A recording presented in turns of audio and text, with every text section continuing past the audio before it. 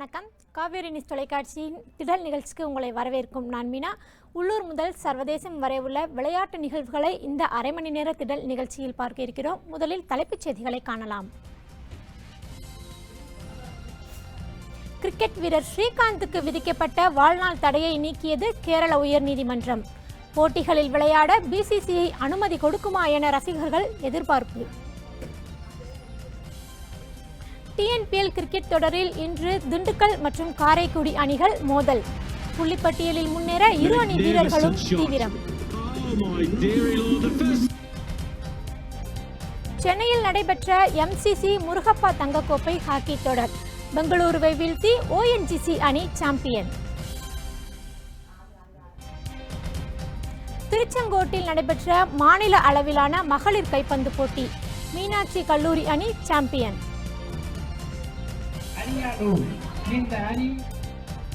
இனி விரிவான செய்திகளை காணலாம். இலங்கை அணிக்கு எதிரான இரண்டாவது டெஸ்ட் போட்டியில் 53 ரன்கள் மற்றும் இன்னிங்ஸ் வித்தியாசத்தில் வெற்றி பெற்ற இந்திய அணி தொடரையும் வென்று அசத்தியது. இந்த போட்டியில் இந்திய வீரர்களான அஸ்வின் மற்றும் ஜடேஜா புதிய சாதனையை படைத்துள்ளனர். இரண்டாவது டெஸ்ட் போட்டியில் டாஸ் வென்ற இந்திய கேப்டன் கோலி பேட்டிங்கை தேர்வு செய்தார். அதன்படி முதலில் களமிறங்கிய இந்திய அணியில் முதல் இன்னிங்ஸில் தொடக்க வீரர் தவான் 35 ரன்களில் ஆட்டமிழந்தார். அவரைத் தொடர்ந்து ராகுல் மற்றும் புஜாரா அபாரமான பேட்டிங்கை வெளிப்படுத்தினர். ராகுல் அரை சதம் அடித்தார். தனது 50வது டெஸ்ட் போட்டியில் களமிறங்கிய புஜாரா சதமடித்து ஆட்டமிழந்தார்.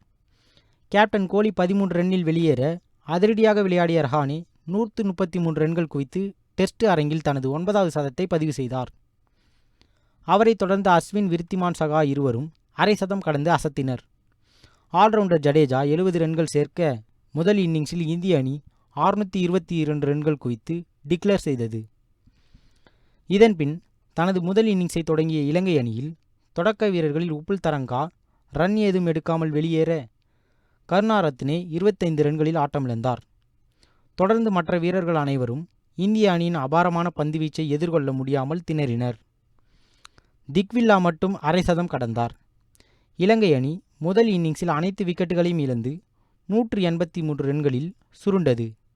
இந்திய சுழற்பந்து வீச்சாளர் அஸ்வின் 5 விக்கெட்டுகளை வீழ்த்தினார். ஜடேஜா மற்றும் முகமது சமி தலா 2 விக்கெட்டுகளை வீழ்த்தினர்.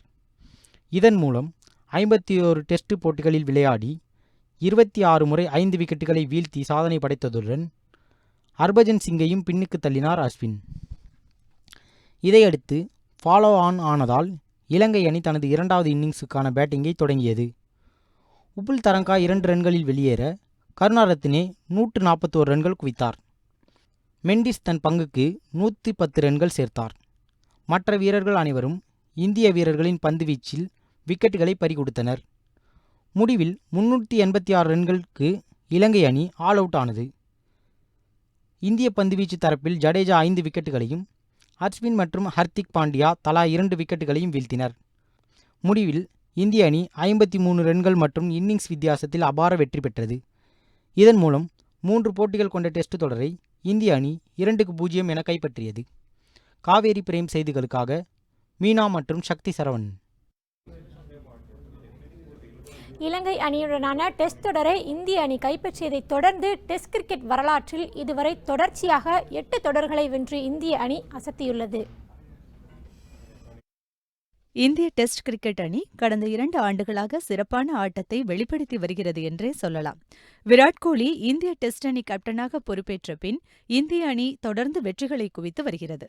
2015இல் டோனி கேப்டன் பதவியில் இருந்து விலகியதோடு டெஸ்ட் போட்டியில் இருந்தும் ஓய்வு பெற்றார். இதனால் ஆஸ்திரேலிய தொடரின் போது விராட் கோலி கேப்டனாக பதவியேற்றார். பின் இலங்கை அணிக்கு எதிராக விராட் கோலி கேப்டனாக பொறுப்பேற்றுக் கொண்டார். அந்த தொடரை இந்தியா 2-1 என கைப்பற்றி 21 ஆண்டுகளுக்கு பிறகு இலங்கை மண்ணில் டெஸ்ட் தொடரை வென்று வரலாறு படைத்தது இந்திய அணி.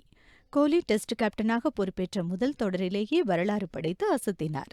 அதன்பின் தென்னாப்பிரிக்கா, வெஸ்ட் இண்டீஸ், நியூசிலாந்து, இங்கிலாந்து, வங்கதேசம், ஆஸ்திரேலியா, தற்போது மீண்டும் இலங்கை என தொடர்ந்து 8 தொடர்களை இந்தியா வென்று அசத்தியுள்ளது. இதன் மூலம் தொடர்ந்து 8 தொடர்களை வென்ற 2வது அணி என்ற பெருமையை இங்கிலாந்துடன் இந்திய அணி பகிர்ந்து கொண்டுள்ளது. இங்கிலாந்து 1884 ஆண்டு முதல் 1892 ஆண்டு வரை தொடர்ந்து 8 தொடர்களை வென்றுள்ளது. ஆஸ்திரேலியா 2005ஆம் ஆண்டு முதல் 2008ஆம் ஆண்டு வரை தொடர்ந்து 9 டெஸ்ட் தொடர்களை வென்று முதலிடத்தில் உள்ளது.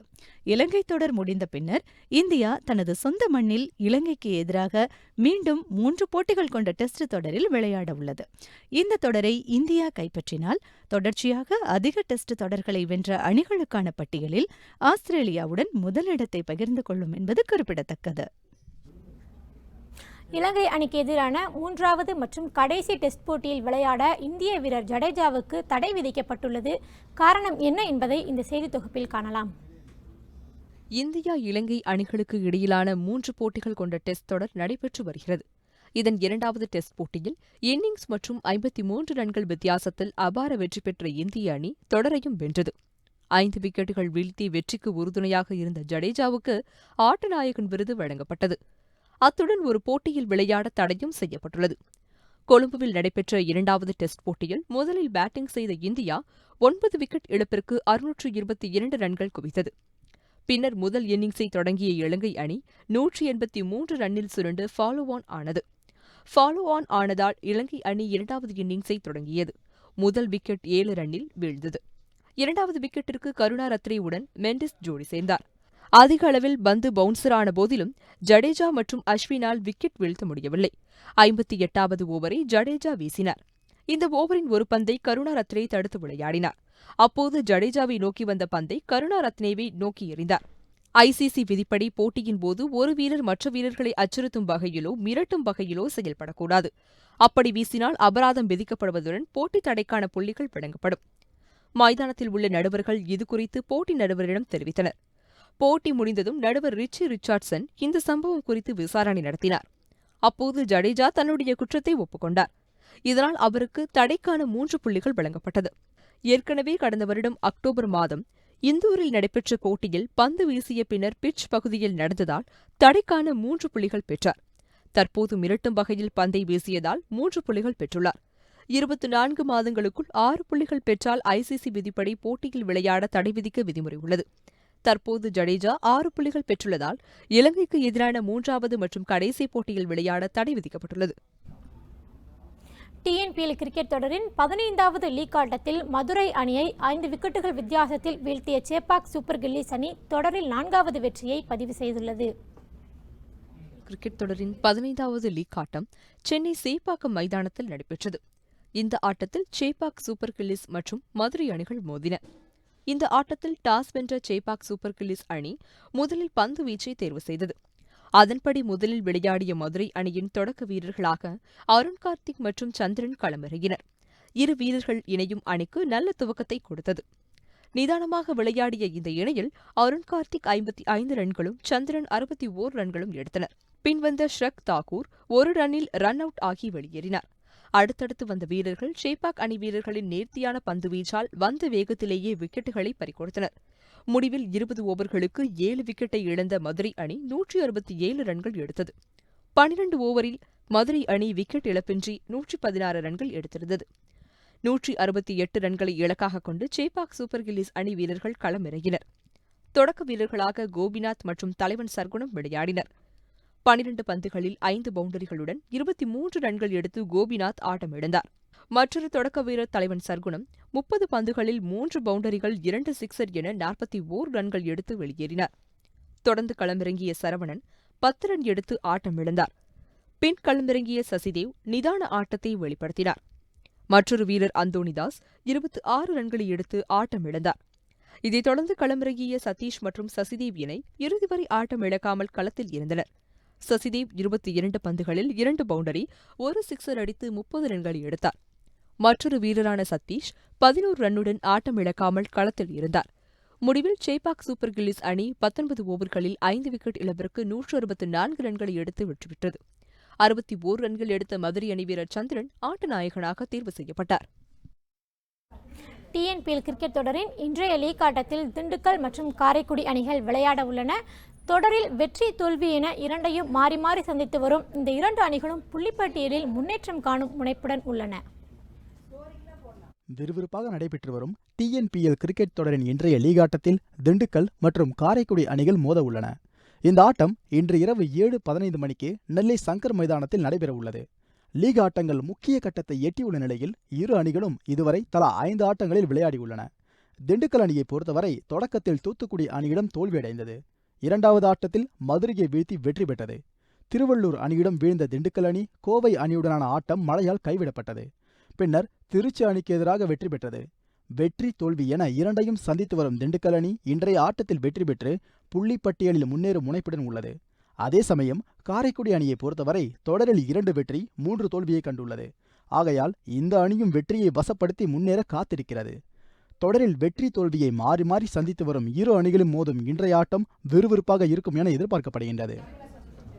நண்பர்கள் தினத்தையொட்டி இந்தியாவைச் சேர்ந்த மல்யுத்த வீரர் கிரேட் காலியும் இந்திய அணியின் கேப்டன் விராட் கோலியும் இலங்கையில் சந்தித்த சுவாரஸ்யமான நிகழ்வு நடந்துள்ளது.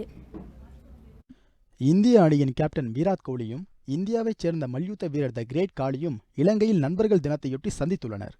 உத்தரப்பிரதேச மாநிலத்தைச் சேர்ந்த மல்யுத்த வீரர் தலீப் சிங் ராணா 2.16 மீட்டர் உயரமும் 157 கிலோ எடை என கம்பீரமான உடம்புடன் வலம் வந்த இவர் அமெரிக்காவில் நடைபெற்று வரும் WWE எனும் மல்யுத்த போட்டியில் பங்கேற்று உலக கவனத்தை ஈர்த்துள்ளார்.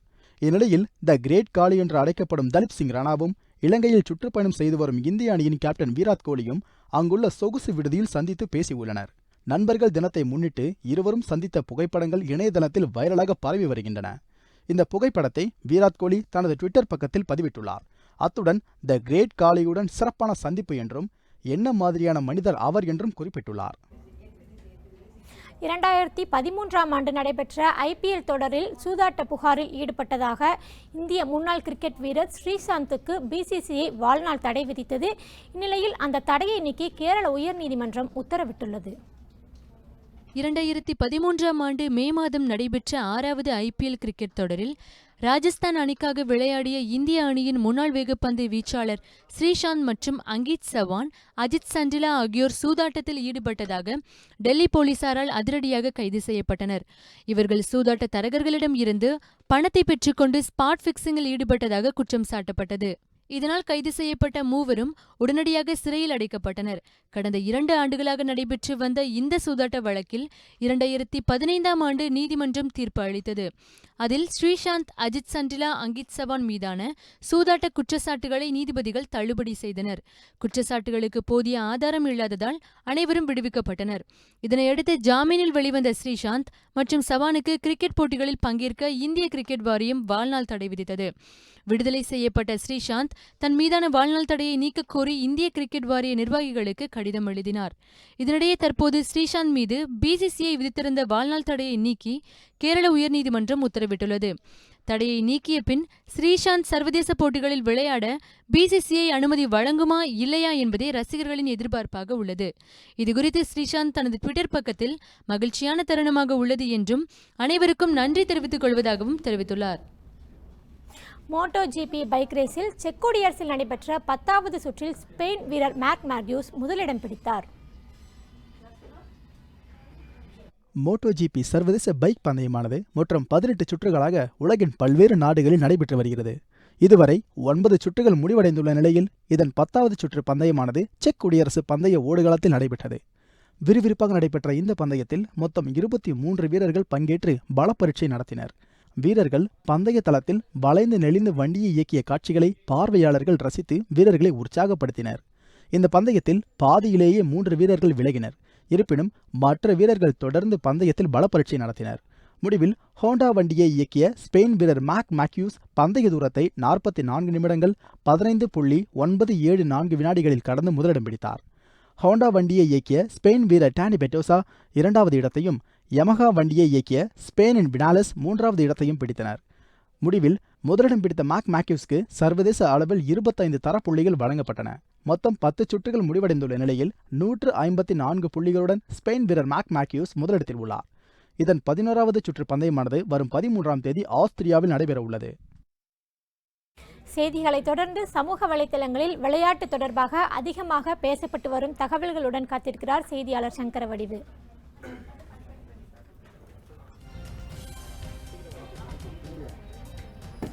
நன்றி. இன்னைக்கு சமூக வலைத்தளங்களில் விளையாட்டு தொடர்பாக எந்த மாதிரியான விஷயங்கள்லாம் ட்ரெண்டிங்ல இருக்குன்னு பார்க்கலாம். ஃபர்ஸ்ட் பாத்தீங்க அப்படின்னா இன்னைக்கு வந்து #ரக்ஷாபந்தன் அப்படின்ற ஹேஷ்டாக் வந்து ட்ரெண்டிங்ல இருந்துட்டு இருக்கிறது. எல்லாருமே இன்னைக்கு வந்து விஷ் பண்ணிட்டு இருக்காங்க. அந்த வகையில் இன்னைக்கு ஸ்ரீசாந்த் வந்து தன்னுடைய குழந்தைங்களுக்கு வந்து வாழ்த்து தெரிவிச்சிருக்காரு. என்னோட ஃபர்ஸ்ட் ஏஞ்சல்ஸோட ஃபர்ஸ்ட் ரக்ஷாபந்தன் அப்படின்னு சொல்லியிருக்காரு. அவருக்கு வந்து 2 ஒரு பெண் குழந்தையும் ஒரு ஆண் குழந்தையும் இருக்கிறது. ஸோ அந்த போட்டோவை வந்து அவர் வந்து தன்னுடைய ட்விட்டர் பேஜில் வந்து அறிவிச்சிருக்காரு. அது மட்டும் இல்லாமல் இதற்கு முன்னதாக அவர் வந்து சூதாட்ட புகாரில் வந்து ஈடுபட்டார் IPL தொடரில். இதில் வந்து அவருக்கு வந்து சர்வதேச போட்டிகளில் விளையாடக்கூடாதுன்னு சொல்லிட்டு BCCI வந்து அவங்களுக்கு வந்து ஒரு தடை விதிச்சிருந்தாங்க. அந்த தடையும் வந்து இதோட வந்து அவருக்கு வந்து நீங்கி இருக்கிறது. ஸோ அதற்கும் வந்து நான் வந்து சந்தோஷமா இருக்கேன்னு சொல்லிட்டு ட்விட்டர்ல வந்து பதிவு பண்ணியிருக்காரு. இனிமே வந்து இந்த சர்வதேச போட்டிகளில் வந்து அவர் விளையாடுவாரா அப்படின்றது ஒரு கொஸ்டின் மார்க்காக தான் இருக்கிறது. BCCI வந்து இனிமே வந்து அவங்களுக்கு வந்து அனுமதி அளிக்குமா அப்படின்றதும் வந்து ரசிகர்கள் இடத்துல ஒரு கேள்விக்குறியா இருந்திருக்கிறது. இன்னைக்கு வந்து வீரேந்திர சேவாக் வந்து எப்படி வந்து ரக்ஷாபந்தனை வந்து செலிப்ரேட் பண்ணியிருக்காரு அப்படின்னா அவருடைய சிஸ்டர்ஸ்க்கு வந்து வாழ்த்து தெரிவிச்சிருக்காரு. என்னோட சிஸ்டரான அஞ்சு அண்ட் மஞ்சு 2 பேருமே எனக்கு வந்து ராக்கி கட்டியிருக்காங்க அப்படின்னு சொல்லிட்டு ட்விட்டர்ல வந்து பதிவு பண்ணியிருக்காரு. அது மட்டும் இல்லாமல் ராக்கி கட்டும்போது அவங்க கிட்ட இருந்து ஒரு சின்ன ஒரு சைல்டுஹுட்டான ஒரு இது வந்து எனக்கு வெளிப்படுது. அது வந்து எனக்கு ரொம்ப பிடிச்சிருக்கு அப்படின்னு சொல்லிட்டு பதிவு பண்ணியிருக்காரு. நெக்ஸ்ட் பாத்தீங்க அப்படின்னா விராட் கோலி வந்து இந்த ரக்ஷாபந்தனை ரொம்பவும் வந்து மிஸ் பண்ணிடுறாரு. ஸ்ரீலங்காவில் வந்து இந்தியா வந்து விளையாடிட்டு இருக்காங்க. ஸோ அந்த வகையில் 2 சீரீஸ்ல வந்து இந்தியா வந்து வின் பண்ணியிருக்காங்க. 3வது சீரீஸ்க்காக வெயிட் பண்ணிட்டு இருக்காங்க. இந்த சீரீஸ்ல 2 சீரீஸுமே வந்து இந்தியா வசம் தான் இருக்கிறது. ஸோ 3வது சீரீஸ்ல வந்து நம்ம தோல்வியுற்றாலும் சரி நம்ம தான் வின் அப்படின்றது ஒரு குறிப்பிடத்தகுந்த விஷயமா இருந்துட்டு இருக்கிறது. அந்த வகையில் இன்றைய ரக்ஷாபந்தனை விராட் கோலி ரொம்பவும் மிஸ் பண்றதா வந்து ட்விட்டர் பேஜ்ல வந்து அறிவிச்சிருக்காரு. நெக்ஸ்ட் பாத்தீங்க அப்படின்னா FIFA வேர்ல்ட் அண்டர் 17க்கான உலகக்கோப்பை கால்பந்து தொடர் வந்து ஸ்டார்ட் ஆகி இருக்கிறது. இதற்கு வந்து இந்திய வீரர்கள் எல்லாருமே வந்து மும்முரமா வந்து விளையாட்டை வந்து ஸ்டார்ட் பண்ணிட்டு இருக்காங்க. அந்த வகையில் இன்னைக்கு வந்து இது தொடர்பாக அஸ்ஸாம் முதலமைச்சர் வந்து இன்னைக்கு வந்து கிரவுண்டை போய் வந்து வாட்ச் பண்ணியிருக்காரு. கிரவுண்ட் வந்து எந்த நிலையில இருக்கிறது அப்படின்னு சொல்லிட்டு அவர் வந்து வாட்ச் பண்ணியிருக்காரு. அந்த புகைப்படத்தை வந்து அவர் வந்து தன்னோட ட்விட்டர் பேஜ்ல வந்து பதிவு பண்ணியிருக்காரு. நெக்ஸ்ட் பாத்தீங்க அப்படின்னா இந்திய ஹாக்கி பிளேயரான சர்தார் சிங்க்கு வந்து கேல் ரத்னா விருதுக்காக வந்து இவர் வந்து பரிந்துரைக்கப்பட்டிருக்கிறாரு. அது மட்டும் இல்லாமல் அர்ஜுனா அவார்டுக்காக சுனில் வந்து பரிந்துரைக்கப்பட்டிருக்காங்க. இவங்க 2 பேருக்குமே வந்து எல்லாருமே வந்து விஷஸ் தெரிவிச்சிட்டு இருக்காங்க. அந்த வகையில் ஹாக்கி வந்து தங்களுடைய ட்விட்டர் பக்கத்தில் வந்து இவங்க 2 பேரோட புகைப்படத்தை போட்டு அவங்களுக்கு வந்து மாலை அணிவித்து மரியாதை செய்கிற புகைப்படங்களை வந்து பதிவு பண்ணியிருக்காங்க. நெக்ஸ்ட் பாத்தீங்க அப்படின்னா சாய்னா நேவால் வந்து தன்னுடைய இன்ஸ்டாகிராமில் வந்து ஒரு போஸ்ட் வந்து போட்டிருக்காங்க. அதாவது ஐ ஹேட்னு சொல்லிட்டு ஒரு பதிவு வந்து பதிவு பண்ணியிருக்காங்க. என்ன பதிவுன்னு பார்த்தீங்க அப்படின்னா அவங்களுக்கு வந்து புஷ்அப் எடுக்கிறது வந்து ரொம்பவும் வந்து வெறுக்கத்தகுந்த விஷயமா இருந்துட்டு இருக்கு அப்படின்னு சொல்றாங்க. ஒர்க் அவுட் பண்றதுலேயே சிட்டப்பும் புஷ்அப்பும் மட்டும்தான் ரொம்ப வந்து கஷ்டமானது. ஸோ அந்த வகையில் சாய்னா நேவாலுக்கு வந்து இந்த ஒர்க் அவுட் வந்து ரொம்பவும் கஷ்டமா இருக்குன்னு சொல்லிட்டு இன்ஸ்டாகிராமில் வந்து பதிவு பண்ணியிருக்காங்க. இன்னைக்கு சோஷியல் மீடியாவில் இந்த மாதிரியான விஷயங்கள் தான் ட்ரெண்டிங்ல இருக்கு. நன்றி. வலைதள பதிவுகளை தொடர்ந்து செய்திகளை பார்க்கலாம். சென்னையில் நடைபெற்ற MCC முருகப்பா தங்கக்கோப்பை ஹாக்கி தொடரின் இறுதி ஆட்டத்தில் பெங்களூரு அணியை வீழ்த்தி ONGC அணி சாம்பியன் பட்டத்தை தட்டிச் சென்றது. 1 ஆண்டுகள் பழமை வாய்ந்த முருகப்பா MCC தங்கக்கோப்பை ஹாக்கி தொடர் சென்னை எழும்பூர் மேயர் ராதாகிருஷ்ணன் மைதானத்தில் நடைபெற்றது. கடந்த 2 வாரங்கள் களை கட்டிய இந்த தொடரில் ONGC, தமிழ்நாடு ஹாக்கி அணி, இந்தியன் ரயில்வேஸ் உள்ளிட்ட 12 அணிகள் பங்கேற்று விளையாடின. லீக் மற்றும் நாக் அவுட் முறையில் நடைபெற்ற இந்த தொடரின் இறுதி ஆட்டத்தில் ONGC மற்றும் பெங்களூரு அணிகள் பலப்பரீட்சை நடத்தின. பெரும் எதிர்பார்ப்புகளுக்கு இடையில் ரசிகர்களின் ஆதரவுடன் இறுதிப் போட்டி களை கட்டியது. ஆட்டம் தொடங்கிய 3வது நிமிடத்திலேயே ONGC அணிக்கு பெனால்டி கார்னர் வாய்ப்பு கிடைத்தது. அதனை நேர்த்தியாக கோலாக மாற்றினார் அந்த அணி வீரர் திவாகர் ராம்.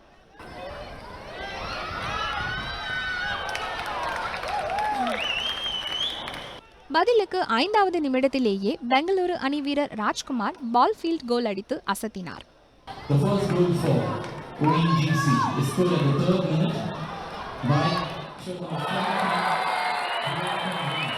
தொடர்ந்து ஆட்டத்தை பெங்களூரு அணி வீரர்கள் தன்வசப்படுத்தினர்.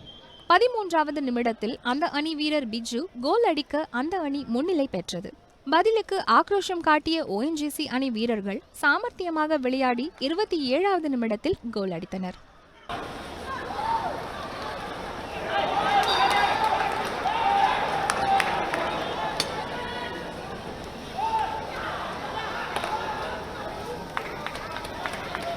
பின் ஆட்டத்தின் 30வது நிமிடத்தில் பெங்களூரு அணிக்கு பெனால்டி கார்னர் வாய்ப்பு கிடைத்தது. அதனை அந்த அணி வீரர்கள் கோலாக மாற்ற தவிர அதே நிமிடத்தில் ONGC வீரர் மச்சாயா கோல் அடித்தார்.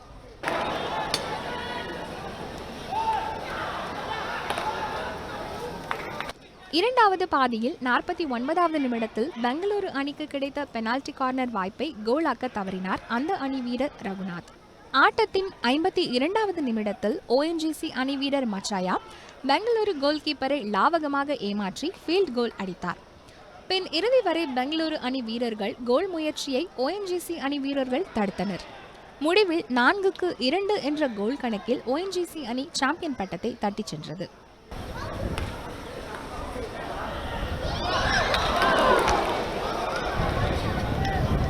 இந்த MCC டோர்னமெண்ட்டு ரொம்ப பழைய டோர்னமெண்ட்டு. அதான் இங்கே ஆடுறதுக்கு நமக்கு ரொம்ப இஷ்டம் இருக்குது. ஃபஸ்ட்டிಂದ ஆகிட்டு இது 3 டோர்னமெண்ட் ஆடுறேங்க. அது என் டீமுக்கு நான் 2 கோல் இன்னைக்கு அடித்தேன்னா அதான் எனக்கு ரொம்ப இது அதாவது டீமுக்கு ரொம்ப சப்போர்ட் யூஸ் ஆச்சு. அதான் க்ரௌடு ரொம்ப குஷிப்பட்டாங்க. அதான் இன்னும் ரொம்ப ஹார்ட் ஒர்க் பண்ணிட்டு இன்னும் இந்தியன் டீமுக்கு போகிறேன். நான் ட்ரை பண்ணுறேன் நான் போகிறதுக்கு. பட்டம் வென்ற ONGC அணிக்கு MCC முருகப்பா தங்கக்கோப்பையுடன் 5 லட்சம் ரூபாய் ரொக்க பரிசு வழங்கப்பட்டது.